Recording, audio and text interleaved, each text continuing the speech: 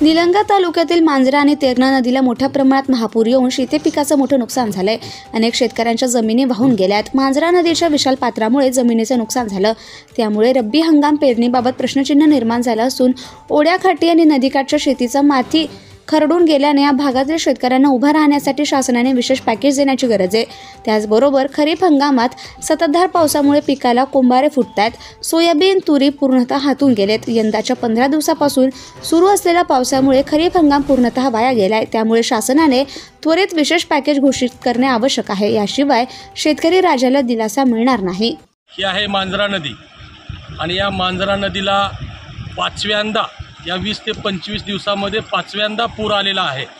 मांजरा नदी ही गोदावरीची प्रमुख उपनदी आहे। महाराष्ट्राचा भाग, त्याचबरोबर कर्नाटक, तेलंगणा, आंध्र प्रदेश असंही ही वाहत जाणारी मांजरा नदी आहे आणि या नदीकाठी जवळपास हजारो हेक्टर जमीन पाण्याखाली गेलेली आहे। पाचव्यांदा पूर आलेला आहे आणि या पुरामुळं ऊस असेल, सोयाबीन असेल, तूर असेल, अशा अनेक सगळे खरीप हंगामातील पिकं गेलेत। अनेक शेतकऱ्यांच्या गोटे वाहून गेले, गंजी वाहून गेलेले आहेत। शेतीचे स्प्रिंकलरचे पाईप असतील, मोटारी असतील, अनेक असं मोठ्या प्रमाणात नुकसान झालेलं आहे। आणि खरीप हंगाम तर शेतकऱ्यांचा या नदीकाठच्या गेला, परंतु रब्बी हंगामासाठी सुद्धा आता या माती शिल्लक राहिलेली नाही। रब्बी हंगामसुद्धा कसा करावा अशा मोठ्या संकटामध्ये शेतकरी आहे।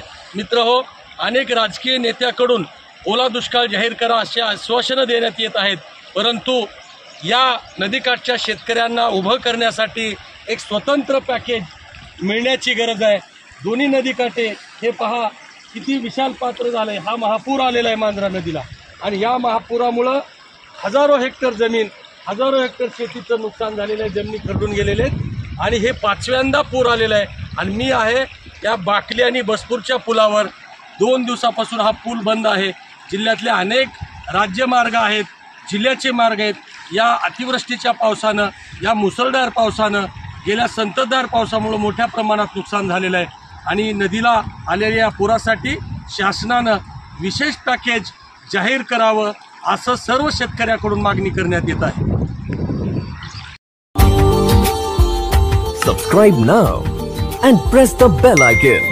Never miss an update.